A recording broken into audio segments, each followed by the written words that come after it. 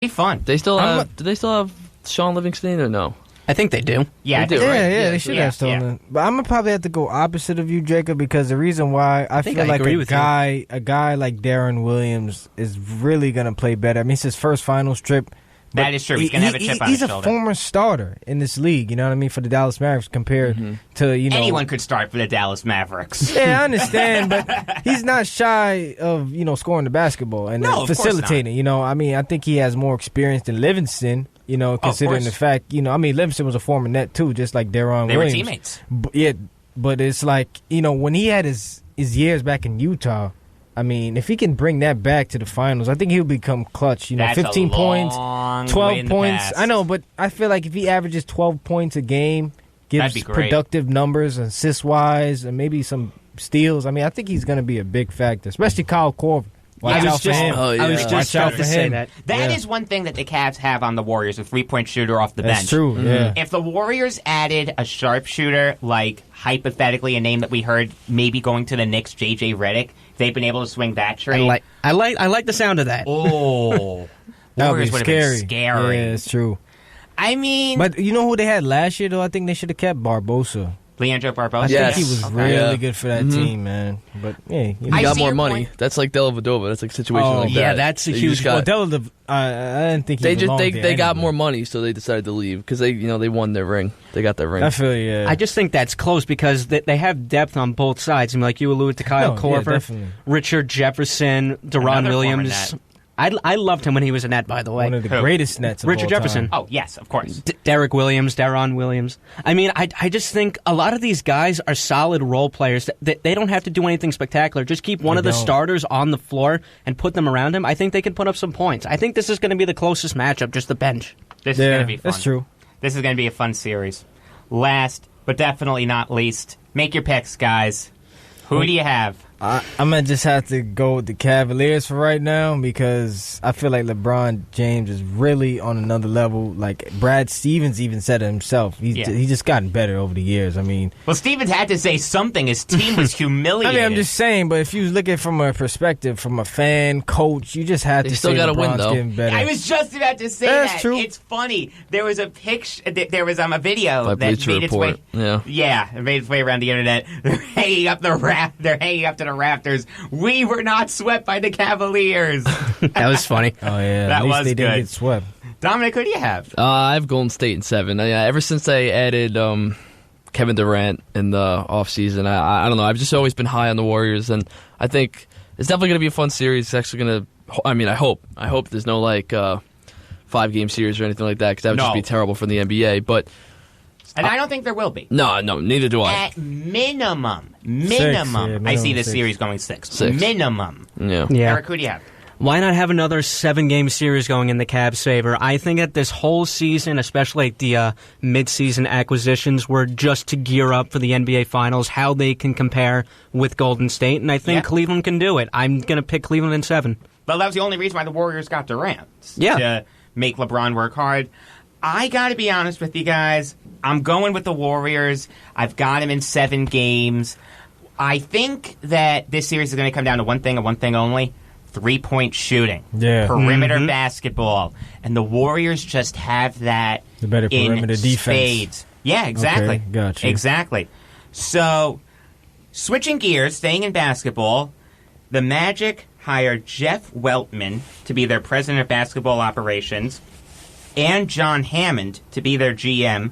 Before this, Weltman was GM of the Raptors, and Hammond was GM of the Bucks.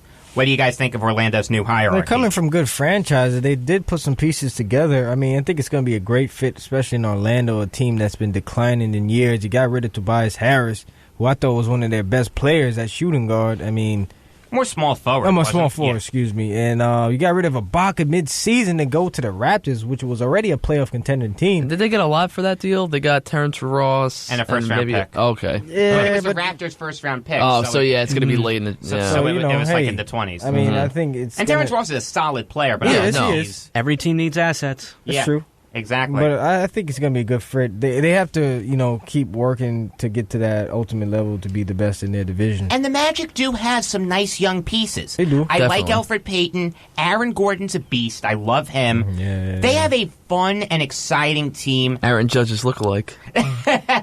Search it. If you They're haven't both looked them named up. Aaron, and they look alike. They do. You know They really do something? look alike. They do. You know something? I've never noticed that. They actually do. They do. Until you just said it. Yeah, That's pretty good. I noticed that, yeah. Look Sure. up comparisons. They're all over Google. Okay. All right. Fair enough. You're listening to Beyond the Game on the Voice of Nassau Community College, 90.3 WHPC. I am Jake Volk. Sitting across from me, Brandon Johnson, Dominic Arbolino, and Eric Fischetti. Number to call if you have something on your mind is 516-572-7440. And we'll switch over to baseball. Eric, you posted your list of the top 10 New York Yankees on Twitter at Sergeant Fish. I posted mine on Twitter at RealJakeVolk last week. Of course, you can follow Brandon on Twitter at StephJohnson_ and Dominic on Twitter at Darbs5258. But Eric, before I talk about your list, take us through it. Okay, so my top 10, I'm going to go from 10 to 1, Jacob, like you did last week. Okay. Number 10, and just to be fair, there was a name that I completely forgot about, but I wanted to be fair, so I didn't want to change it around to kind of look like yours. Okay. All right, so number 10, I have Thurman Munson. 9, Andy Pettitte. Whitey Ford, Yogi Berra, Mariano Rivera, Derek Jeter, Joe DiMaggio, Mickey Mantle, Babe Ruth, and Lou Gehrig. That is from 10 to 1. And I also have a Just Missed the Cut, which was Red Ruffing, which was the player that I missed, Don Mattingly, Ron Guidry, Roger Maris, Bernie Williams, Jorge Posada, Reggie Jackson, Phil Rizzuto, Goose Gossage, and a name that I alluded to, Jacob, to before that I can't believe I forgot was Bill Dickey. I can't believe you do half the stuff you do, Eric. Don't feel bad. I can't believe half the stuff I do. You know, it was funny. I was going through your list, and it struck me that 90% of our guys were the same. Yeah. That struck me as kind of strange, because if you were to go with the Mets, I feel like there would be more parity. Oh, yeah, definitely. I mean, the Yankees have a hierarchy of talent, some of the best players in baseball history. And whether you want to say Ruth or Gehrig is number one, to me, Ruth is number one, to you, Gehrig is number one. If you put Lou Gehrig on almost any other franchise, he'd be number one. And it's not even a contest. And the same thing with Mickey Mantle, the same thing with Derek Jeter, the same thing with Joe DiMaggio. It's simply astonishing. The New York Yankees, most storied franchise in sports. Now that I'm done singing their praises, I'll get to your list. Can I just say something really quick? First off, making this list was basically like picking what your favorite child is or what your favorite Pink Floyd album is, The Dark Side of the Moon or The Wall. The Wall. Definitely. Hey! There you go. But We don't need no education, Eric. You got a match. we don't need no thought control. I was going to say all we need is thought control. Duh. Right, Dominic? Excuse me. No, but yeah, basically, I know you're going to hit on Lou Gehrig, Babe Ruth first. Lou Gehrig could have been the leader of the Yankees, but Babe Ruth was definitely the face. Oh, of course. Yeah, so that was Oh, of basically, course. I rank leadership very high because I think it speaks volumes of a team, and I'll let you take over. You do rank leadership very highly, and I do respect that argument. In a weird way, I understand it. I have a hard time sort of wrapping my head around Gehrig over Ruth. I understand the leadership argument. It's a valid argument. Babe Ruth was only captain for 2 weeks. They ended up stripping him because he got into a fight with someone, and Everett Scott ended up taking over for him, who, fun fact, was the Ironman leader before Lou Gehrig. And, you know, I get your point. I get your point in regards to leadership. Again, tough time wrapping my head around Gehrig over Ruth. And Thurman Munson, to me, he was a tough guy to leave out on my list. To me, though, he wasn't there long enough. Obviously, we know why he wasn't long enough. He decided to fly a plane. If only he had stayed on the ground. But I get your point. As I said last week and 2 weeks ago, there's no wrong answer. There's just a wrong order. And, Eric, I think yours is the wrong order. That's okay. A lot of people think the same way, but mine's unique because Also, I there's a will lot of people that missed the cut. You realize that? was- Doesn't Yeah, that I mean know, you I can make tried- a whole nother list with all those people. I tried to even it up. I really did. Because true. you know what? The players that went through the Yankees organizations, they were all either really, really good or really, really solid. And there's, to me and to you, 10 players that really stand out the most. Yeah, absolutely. I mean, some of the guys who missed the cut, they'd be easily in the top 10 on other franchises. Yeah. True. Georgie Posada, Bernie Williams. Mattingly, Ron Guidry, Phil Rizzuto. Jackson. Bill Dickey, who you left off your list, but you had mentioned. Another guy who you left off, Billy Martin. If you wanted to say someone like Hank Bauer, who was around for a long time and won a lot of World Series, I could respect it. Elston Howard, too. Elston Howard, another one. I understand it. I totally understand your list. I don't agree with it, but I respect your opinion. So, according to Dennis Lynn of the San Diego Union Tribune, Brad Hand is drawing keen trade interest throughout the league. This year, he's 0-3 with a 2 ERA and has been saving games for the Padres recently, including last night against the Mets. Do you think that the Padres should trade him? What do you think they could get for him? I mean, I feel like you can sell high on anyone that's a lefty and a reliever, too. On any other team, disregarding the fact that the Padres are a subpar team, any team can use that kind of depth, especially with a lefty. Yeah, absolutely. Brad Hand, former Marlin, solid player, tried to make it as a starter, but couldn't. They switched him to the bullpen. He's doing really well. And, it was funny. I didn't watch the Met game last night. I was at a Barry Manilow concert. I loved it. I'm not ashamed. I'm not ashamed to admit I'm a Barry Manilow fan. After all, he writes the songs. And who the hell is this guy, Dinelson Lamet, that you guys made look like the second coming last night? Where did that guy come from? I don't know. Oh, my goodness Mets are a gracious. joke. Yes, they are. That's putting it lightly. I was going to say, it's the understatement of the year. Although the Yankees didn't win last They're night. like a dirty Can I- diaper. Well, Excuse me, yeah, because they sorry. didn't. Sorry. Well, yeah, because they The didn't Yankees play. didn't win last night. Then again, they didn't lose either. So we weren't happy or upset. But can I just say, before the season started, both New York teams were on the polar opposites of the spectrum. The Mets had World Series hopes, and the Yankees were just in the cellar. Well, not really the cellar, because they were projected for 81, 82 wins? To me, their over-under was 85.